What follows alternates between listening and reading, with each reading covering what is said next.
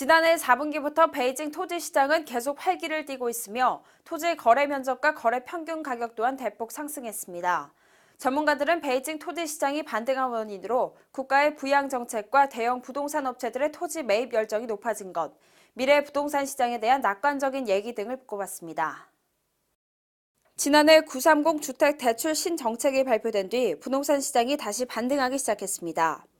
베이징에서도 주택 적립금 조정 정책을 발표해 대출 최고 한도를 80만 위안에서 120만 위안으로 인상했습니다.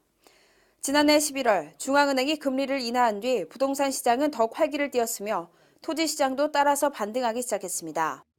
중국 농업대학 토지자원학부의 주다우린 학부장은 부동산 업체의 토지 매입 열정은 연초부터 크게 높아졌다며 토지 가격이 매우 높을 경우에는 부동산 업체들이 서로 협력해 함께 토지를 매입하는 것으로 압력을 분담하고 있다고 밝혔습니다.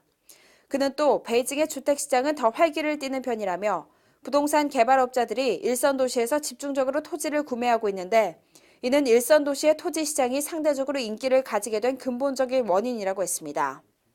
전문가들은 토지 시장과 부동산 시장이 서로 영향을 주고 있으며 미래 부동산 시장에 대한 얘기가 낙관적이기 때문에 토지 시장의 거래가 활기를 띠는 것이라고 했습니다.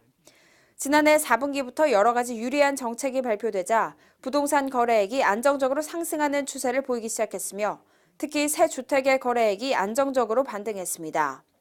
국가통계국이 최근에 발표한 수치에 따르면 12월 베이징, 상하이 등 일선 도시에 새로 건설된 상품주택의 거래 건수는 전월 대비 15% 이상 늘어나 전국 평균 수준을 훨씬 초과했습니다.